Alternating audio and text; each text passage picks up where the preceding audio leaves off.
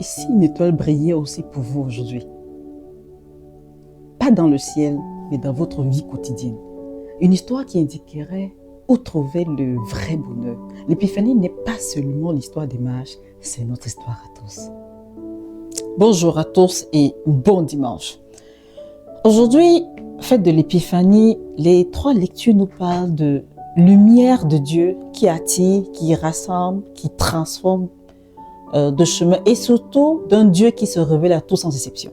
Elle nous pose une question très simple. Est-ce que je laisse la lumière de Dieu guider ma vie au quotidien? Commençons par la lecture de Isaïe. Debout, resplendis, car ta lumière est venue, ta lumière est venue. Ces paroles s'adressent à Jérusalem, mais aussi à chacun de nous baptisés, devenus temple de l'Esprit. Comment est-ce que nous pouvons appliquer cela aujourd'hui? Cela s'adresse aussi à moi qu'à vous.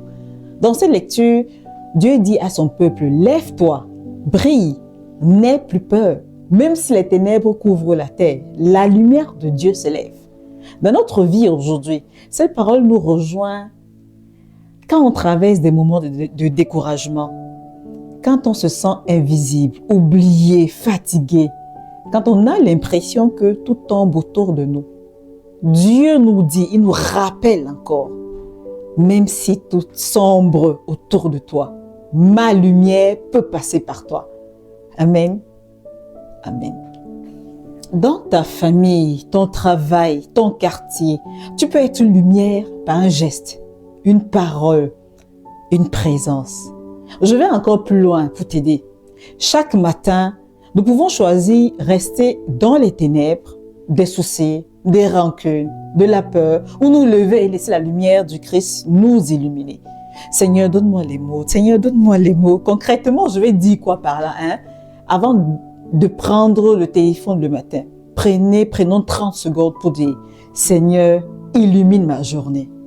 Quand une situation est obscure, un conflit, une décision difficile, demandez « Quelle est ta lumière sur ceci? Quelle est ta lumière sur cela ?» Votre vie peut devenir un phare.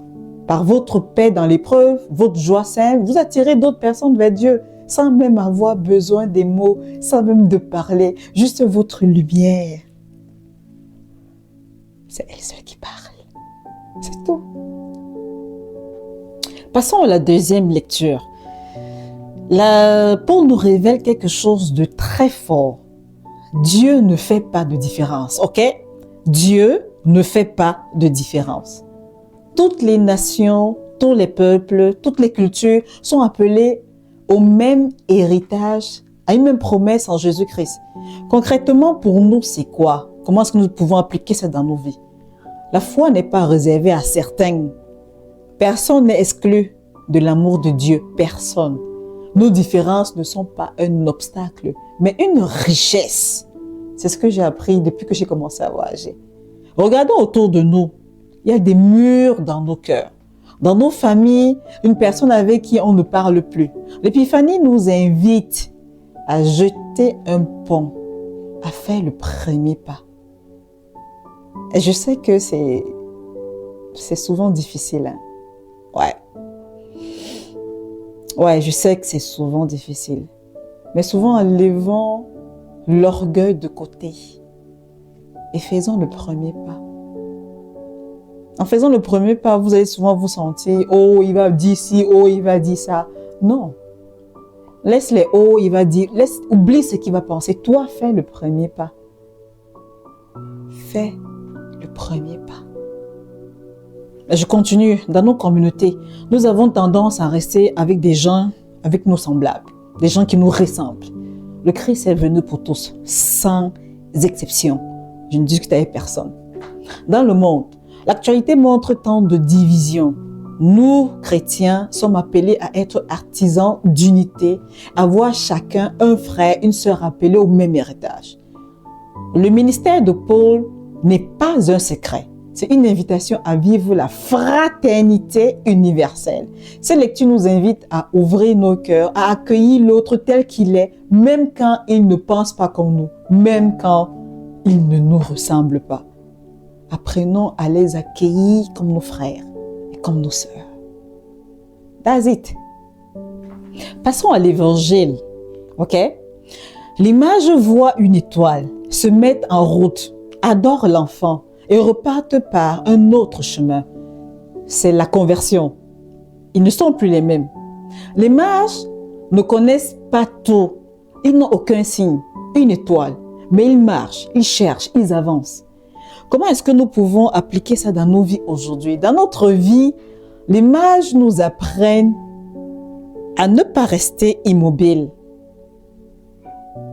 à suivre les petits signes que Dieu met sur notre chemin ou sur notre route, à accepter que le chemin ne soit pas toujours clair.